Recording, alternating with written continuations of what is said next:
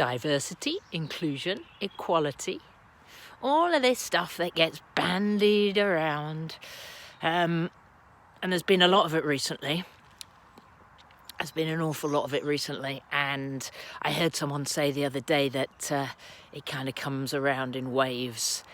And I just thought that was rubbish. It needs to be something that we actually focus on and do it for the right reasons. Don't do it for a box ticking exercise. Review it because people are people. And I got a little bit excited over the last few months because everyone's been pulling together as an industry, pulling together as humans, really, to be compassionate and talk openly about diversity and equality, diversity and inclusion. And there's been so many different articles and panels, and I was very proud to have been asked to speak out on them and speak up on some of them. And it's been really interesting because I thought that something was going to happen with it. I thought that there was going to be a movement to facilitate change. And then I've just been disappointed because almost the article has gone out, or the webinar has happened, or the protest has happened. Nothing's really changed. But I guess what it's shown me is that you have to, again, be the change you want to see in the world and take action yourself. So stand up for what's right, take action yourself. And like I said, don't be an idiot about it, but just know that people are people. And I think when the Black Lives Matter situation arose, and it's horrific, but what stood out for me is that it's just all lives matter. Really important that all lives matter. I don't care if you're gay, straight, black, white, fat, thin, religious, economic, whatever the diversity is in this equation. It doesn't matter. People are people. And something happened for me the other day, a couple of weeks ago, is that I was asked to write an article, and I thought I was pretty excited about doing it. Then the title came through to me. It was Being Gay in the Fitness Industry. And my first reaction was, I don't want to do that, because it was a label. I just wanted to write about being supportive in the fitness industry, or my experiences in the fitness industry. But actually, I kind of wound my neck back in and stopped being grumpy. The reality is I am a gay in the fitness industry. So rather than talk about, people wanted to know what my experiences have been, it doesn't matter. It doesn't matter what's gone. What matters is what's now. So it was a pretty big thing for me to openly say and write some of the things that I feel about being gay. Being gay in the fitness industry, or being gay in the world. It is a hard thing. Those of you who know me, I'm pretty outspoken. I tell it how it is, and wear my heart on my sleeve. But actually, it's a really difficult thing. Even now, in my lifetime, being gay was classified as a mental illness. That's in my lifetime. And I know things have changed, but that's a big thing. There are states where it is illegal to be gay. Only in the last 10 years being able to get married.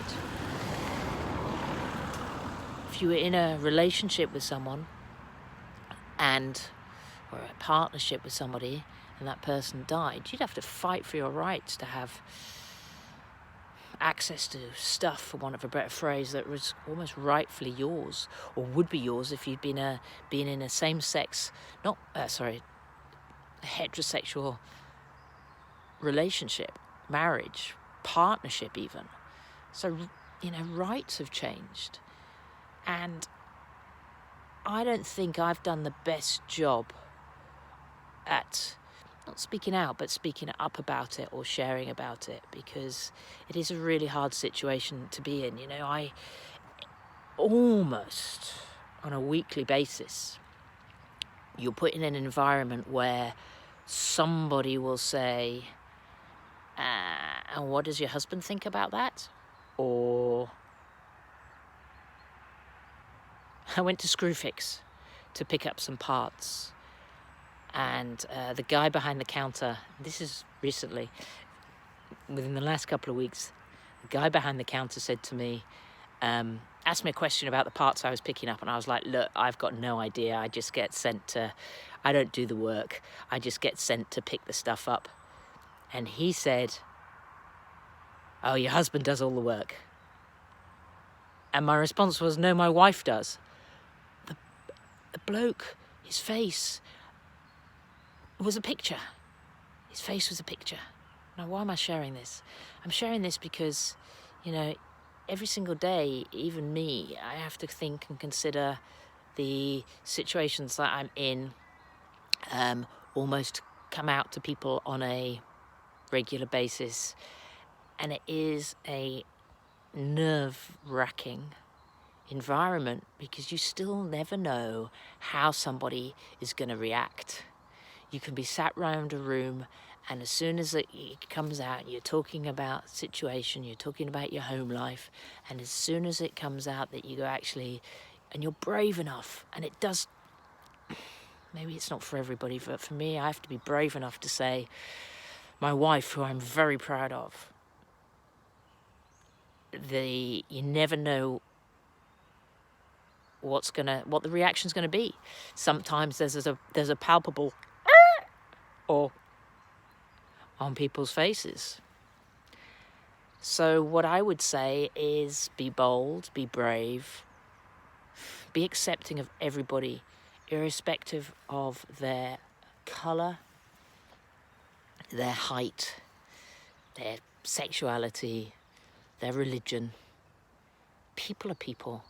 And let's put people first. Don't be like me. Don't be, I'm going to say it, scared to speak out. Scared to say it. Scared and fearful, because, you get rid of your labels and your beliefs and all of that. But if there's still a bit of hesitation, don't be scared. Just speak out. But for those around me and those, anyone listening to this, be accepting and listen to people. People are people. Don't judge. Don't judge. Never judge a book by its cover. It's very difficult, life. And as much as I am very focused on making change, contributing and speaking up and speaking out, you need support of others. You need people around you who are going to lift you up and drive you and support you to change. And as a world, we need to be accepting and listening and supporting change. And just because you have a diversity and equality policy at work doesn't mean that that's in the business's DNA.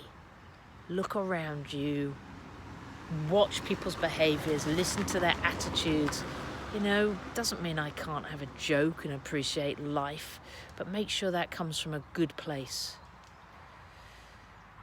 Life is very short and very fragile. If I could look back, I wish I'd spoken out earlier.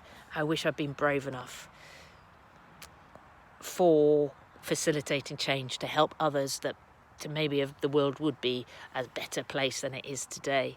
But I don't have the luxury of being able to go backwards. But what I can do is share the now. Share what's happening now. Be proud of who I am. Be proud of my environment, my upbringing, what I've learnt. Even the bad times, I'm proud of all the pain that I've been through, because it's made me become who I am today. Growing up and being gay, in a Catholic family, surrounded by boys and going to a convent boarding school, surrounded by nuns. You know, the thought, the boxes or the pressure that's put on you in that situation. You know, if your friends are going to be disappointed, you imagine what God's going to think. And that's just shocking. People are people. People are people. So, on that ramble, I have plenty to share on that. Plenty to share, but to make the world a better place and help others. You know, I'm not a militant. One of the reasons that I didn't speak out earlier or share any of my experiences in terms of sexuality was I didn't want to be perceived as an angry lesbian. I didn't want to be perceived as a militant.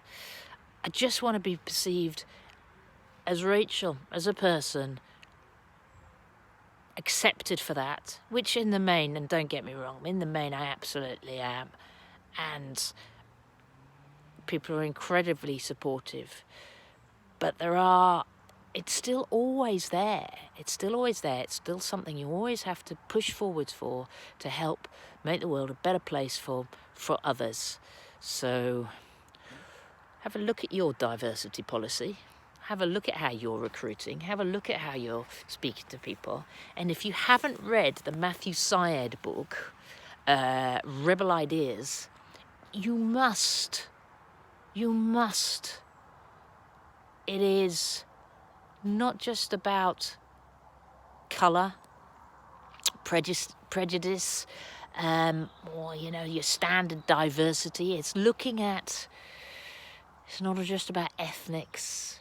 It's looking about diversity of thinking, diversity of experiences, and what that brings to the world. We don't just have a moral obligation to do things better, but we have to do it to be more innovative, sharing ideas, sharing experiences, sharing perspectives. We have the opportunity to make the world a better place, and we all have a responsibility to make the world a better place.